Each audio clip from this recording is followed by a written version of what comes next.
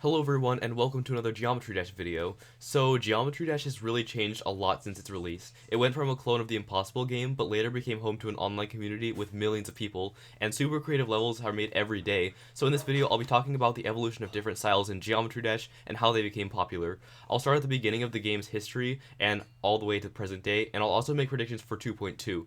You also might notice that my editing might get slightly worse, and that's because I finally purchased a good editor, Vegas Pro 14 Edit, and I'm learning how to use it right now, but this is the first video that I made with it. This video was suggested by Acrylis GD, and as always, gameplay links will be in the description, so let's get started.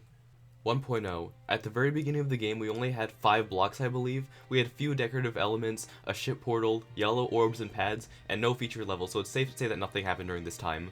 1.1. Only 3 months later, 1.1 comes along and the feature system comes in. Nothing in the editor really changed except for mirror mode, which isn't really a big deal.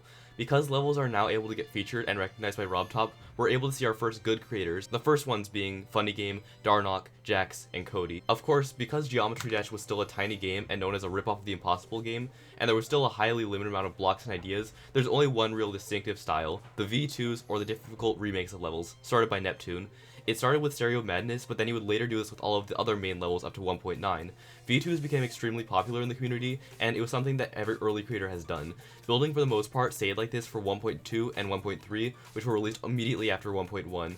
Unlike today, RobTop was way more motivated to completing updates, spending only about 2 months on each update. Creating in Geometry Dash for the most part stayed like this for a while, but there were more and more people creating, like Dorbe, Zellink, and Zinwire 12. It wasn't really until 1.6 when RobTop cranked out the biggest update, making it #1 in the App Store shortly after and actually starting a community. 1.6. These were when things really got interesting. We get the first traces of effects and art, and the effects were started by Funny Game with Funny Game Holiday. This level had pulsing blocks, an equalizer, and Space Invader art at the end. And yes, these were effects at the time. Another creator going by the name of Majako started making art levels. While he started creating in 1.3, it wasn't until 1.6 when he started to become an art creator. He made few insane demons that were hack verified, some notable ones being called Stereo Demoness, Back on Mountain, and Higgs, all having a certain art theme to it.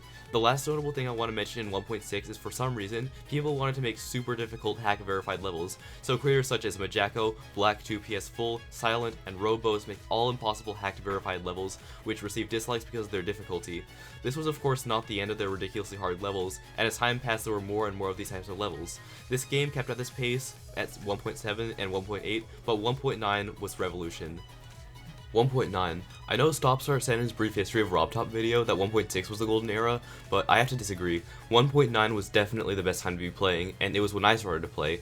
Because so many people joined the community, a few notable ones being Triaxis, Serpunge, and Galvatron, certain styles and a constant style of design emerged. Remember Darnock at the beginning of the video? Well, he started using a certain style in 1.9. It consisted mostly of vibrant background colors, a different color for the block design, a lot of air deco, and gears, and repetitive gameplay. Eventually, every typical creator adopted the style and everyone started using it. This was the norm for a 1.9 design level. While gameplay was sometimes repetitive, these levels were mostly memory based rather than skill based like what we see now.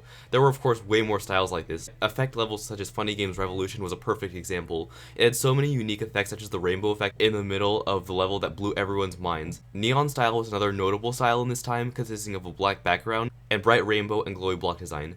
This style was also used in every 9 Circles level. Retro style, started by Funny Game, was popularized by Jazor, existed in 1.6, but it was everywhere in 1.9. There were also art levels such as the Sunset style. Mersu started it, but Triaxis popularized it. Of course, with all these advanced levels being out, expectations for levels got higher and higher. The last thing I want to talk about was Red and Black or Hell style. That's used in extreme demons such as Cataclysm, Succubin Hell, or Bloodbath. This style started in 1.9 with Cataclysm, and it continued to be used through 2.0 to the point where it became overused. Cataclysm inspired so many people to build and verify their own extreme demons. This was seriously the best time to play, and I wish we could go back to the 1.9 days where the community was smaller, and no one including myself cared about anyone's opinions in the community, because when 2.0 came, everything changed. 2.0. In early 2.0, it took a lot of time for people to get used to building again. They tried to use their prior knowledge in creating design levels, but they all ended up looking ugly. In this update, RobTop added Z-layer options so you can place any object over any object, so you can make some pretty cool block designs. Later on, people started to focus more on block design than they did air deco because of the move trigger, and then people started adding backgrounds in all of their levels, whether it was design, effect, or an art level. Most levels consisted of actual skill more than memory, and try to make fun and enjoyable gameplay. Unfortunately, this eventually evolved to what we call generic levels, levels that don't take a lot of time or creativity to make, and they were made by famous people, but they still ended up getting rated. But this was later in 2.0. Funny Game made a super influential level called Serious, which really didn't have anything people thought of before. It was object and effect heavy, and half the gameplay was heavily detailed boss fight. This level inspired effects that were tech themed. Boss fights were also their separate style, where you have to memorize a certain boss's attacks, and they're still around today. Another notable style is Modern, which is started by Equinox and Galvatron, but was popularized by Optical, which gave the style its name. This style went for, as the name suggests, a modern look. Everything was designed to look simple and relied mostly on backgrounds. There's also tech style started by Laser Blitz, which consists of complex block design and tech-related elements. Art levels also gained a huge boost in popularity because they were way easier to make. Because there's a move trigger and now backgrounds existed, you could put their art in the background and then show off what they made for a good portion of the level before moving on to what else they made. The game also started advancing really quickly skill-wise. There were more and more good players in the community, so we ended up seeing more difficult levels such as Bizarre Phantasm, Yatagarasu, and Phobos. The last thing I want to talk about was the direct V2s of another level died out because they required no creativity, so creators started making rebirths instead, where they take a level, normally a super difficult level, and they completely redecorate it. A few examples include Sonic Wave Rebirth, which is dead, Red World Rebirth, and Bloodlust. 2.1, and here we are today in 2.1. Unlike 1.9 and 2.0, nothing really changed a lot building-wise. They simply took what they did and did it better. There are many new styles I can find that became popular during this time, but the most notable was Glow. Even though 2.0 had gradients, it was really 2.1 when they were put to use, and these gradients were used in excess to make some good-looking but easy-to-make decoration. One creator who influenced this was Darwin. At this point, people were cranking out extreme demons. All you need now is a good builder or a group of builders and a verifier. Every other style used in 2.0 still exists today, but it's just better made, and generally, the expectations keep on going higher and higher, and unfortunately, less levels from unknown creators get featured. Predictions. So far, it's kind of hard to predict what we'll see in 2.2. We don't have too much information yet, but we know that we'll have camo controls, a random trigger, a song trigger, a new game mode, and just recently, the time warp trigger. With this information, I feel like it's safe to assume that this won't affect any building styles. Everything looks pretty gimmicky other than the new game mode. People will use it once it comes out, but people will eventually stop because they serve no purpose. Like the move trigger, I could see people overusing the random trigger at first and experimenting it, but eventually stop.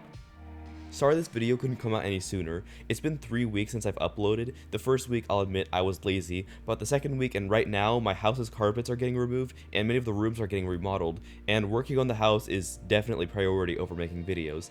Again, I'm sorry, it'll probably be a while before I upload again. Anyways guys, I hope you guys have enjoyed the video. If you have, make sure to leave a like and a comment. I read all comments, and as always guys, this is GD Flaaroni signing out.